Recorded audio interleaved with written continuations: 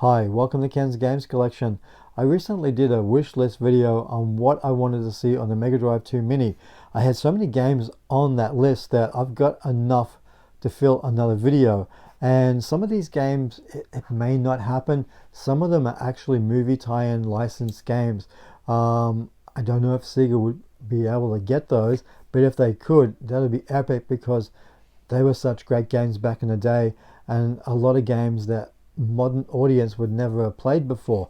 So I've included those. I've included some other ones, just some random stuff there.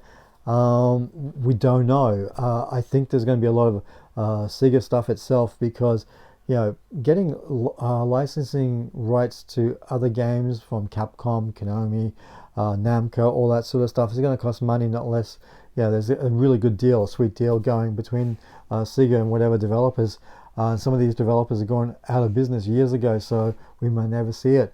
But I just wanted to present another list of games that I think should be on the Mega Drive Mini 2, which is, we've got 30 Mega Drive games and 20 Mega CD games. I'm not going to touch the Mega CD stuff. I don't know that much about it, apart from a couple of games like Snatcher and Secret of Monkey Island, things like that. And, I'll just show the stuff that I remember because I had to go through the entire list to try and jog my memory of what games I played back in the day.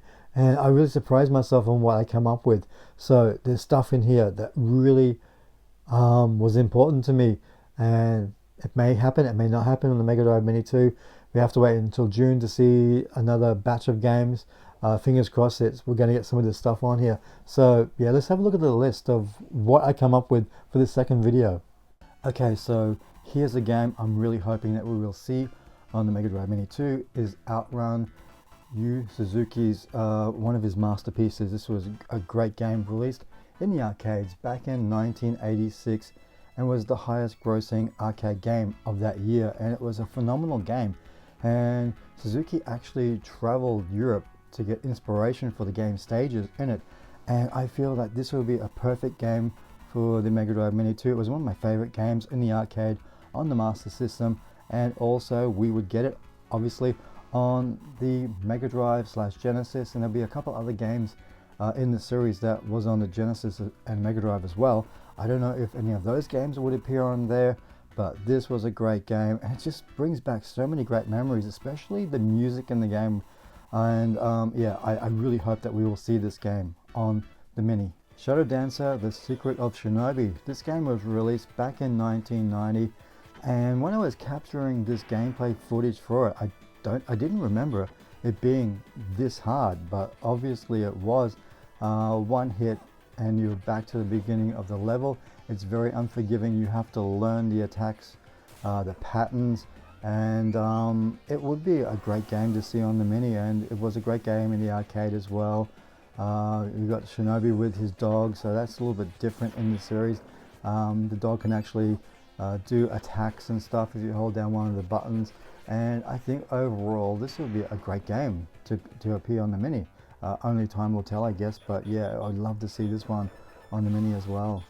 Look, I seriously doubt we'll get Ghostbusters on the Mini, but this is just pure self-indulgence. This is a platform shoot 'em up released back in 1990 and developed and published by Sega. It features an original story based on the Ghostbusters films, and it features the main characters Peter, Ray, and Egon. And I just love the whole look of this game with their small bodies, their oversized heads. It's a challenging game.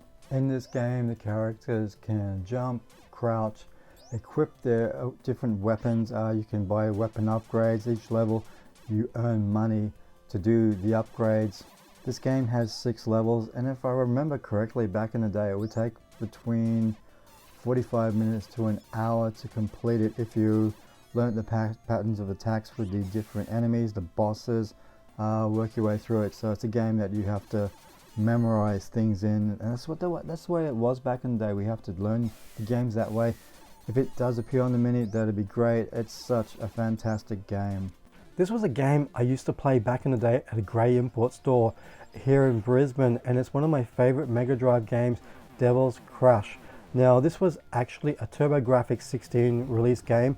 It was ported to the Mega Drive and also the Genesis from Technosoft What's really interesting about this game is both the TurboGrafx and the Genesis versions are heavily censored.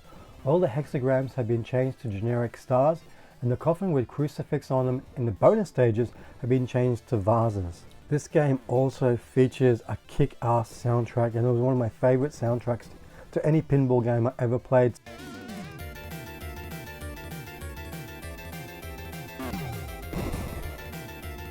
Teenage Mutant Ninja Turtles, the Hyperstone Heist, is getting a release on a compilation this year, but I've included it in this list because it was such a great game.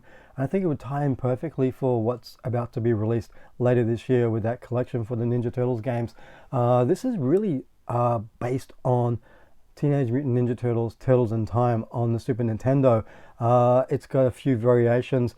With the buttons, it has a dedicated run button, where on the Super Nintendo version it doesn't have that.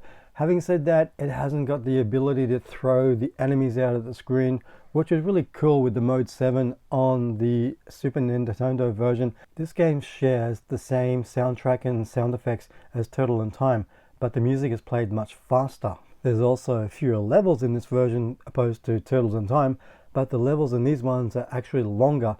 There's 5 stages in total, and it was a great game, so fingers crossed we would see this, because it's such a nostalgic game, especially if you owned the MegaDrive and Genesis back in the day. It was so great to get a Turtle game. Now, you may not know this, but Mystic Defender is actually a sequel to a Sega Master System game called Spellcaster. It plays nothing like the original version on the Master System.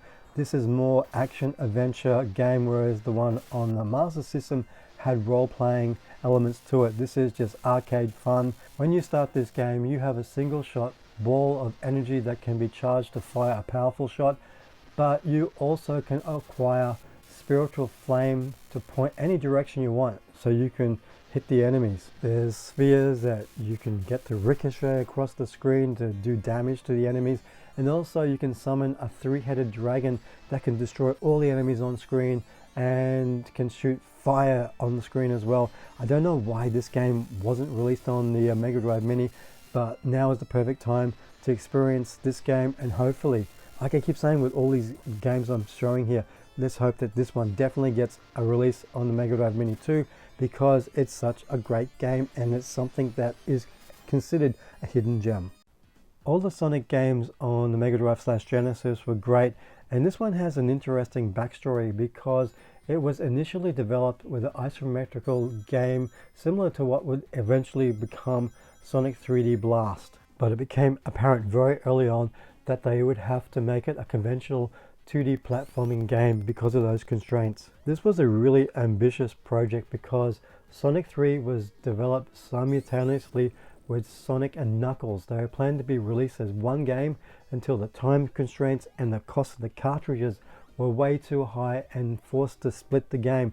And that's why with Sonic 3 it came out in the cartridge, and with Sonic and Knuckles it came out with the cartridge that was an add-on where you could put Sonic 3 on top. It's a real crazy story. Upon its release, it was a commercial and critical success, selling 4 million copies worldwide. So I think it's a given we're going to see this on the Mini 2.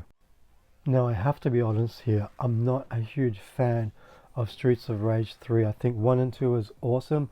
For some reason, I just didn't like number 3. And this was the last installment of the Streets of Rage games on the Mega Drive / Genesis. They were looking at making one for the Sega Saturn, I believe, but that didn't happen. The only reason why I'm including this in this collection is because it uses the 6 buttons, and like the Mini is coming out with the controller with the 6 buttons, so I think Sega needs to have a couple of games at least that will take advantage of that. So that's the only reason why I'm adding this to the list.